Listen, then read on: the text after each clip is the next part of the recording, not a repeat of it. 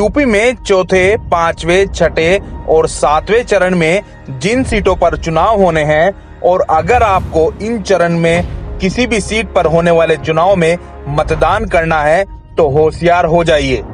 अगर आपने भाजपा के अलावा किसी अन्य दल के उम्मीदवार को वोट किया तो आपके खून पर सवाल उठ जाएंगे और आप हो जाएंगे देशद्रोही। दरअसल यह हम नहीं कह रहे, बल्कि भाजपा के ही एक उम्मीदवार का यह कहना है। डुमरियागंज से बीजेपी विधायक और उम्मीदवार राघवेंद्र प्रताप सिंह ने चुनाव प्रचार के दौरान क्षेत्र के एक गांव में कहा कि बताइए क्या कोई मुसलमान मुझे वोट करेगा। इसलिए आप यह जान लीजिए, अगर इस गांव के हिंदुओं ने किसी और को वोट दिया तो माना जाएगा कि उनकी नसों में मुसलमान का खून है और वो देशद्रोही हैं। इतने उत्पीड़न के बाद भी अगर कोई हिंदू दूसरी तरफ जाता है तो उसे जनता में अपना चेहरा नहीं दिखाना चाहिए।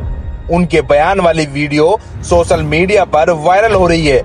ऐसा लगता है कि भाजपा के पास चुनाव में हिंदू मुसलमान के अलावा कोई दूसरा मुद्दा ही नहीं है।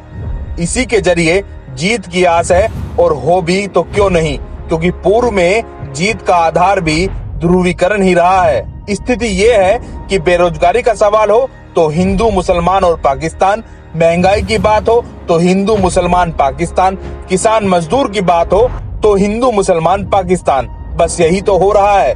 राघवेंद्र सिंह यही नहीं रुके और कहा कि एक बार अगर वार्निंग देने के साथ समझ में नहीं आएगा तो इस बार मैं बता दूंगा कि राघवेंद्र सिंह कौन है, क्योंकि मेरे साथ गद्दारी करोगे तो चलेगा, मैं अपमान सह लूंगा, मुझे अपमानित करोगे तो भी मैं सह लूंगा, लेकिन अगर हमारे हिंदू समाज को अपमानित करने का प्रयास करोगे तो बर्बाद करके रख दूंगा।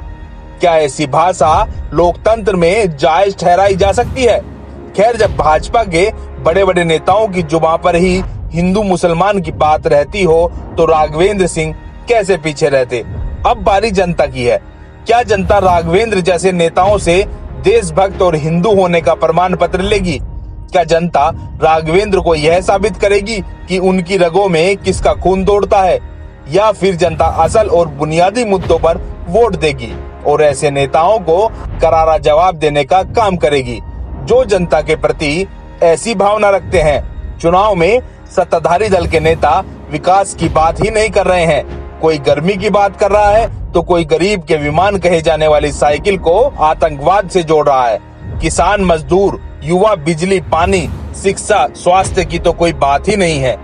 दरअसल राघवेंद्र जैसी मानसिकता के नेता को लगता है कि धर्म के नाम पर जनता को बरगलाओ और वोट पालो, फिर काम करो या नहीं, कोई फर्क नहीं पड़ता। चुनाव फिर से आएंगे और फिर से हिंदू मुसलमान की बात कर वोट तो मिल ही जाएंगे। खैर, जनता को यह संदेश वोट से देना चाहिए कि काट की हांडी बार बार नहीं चढ़ती।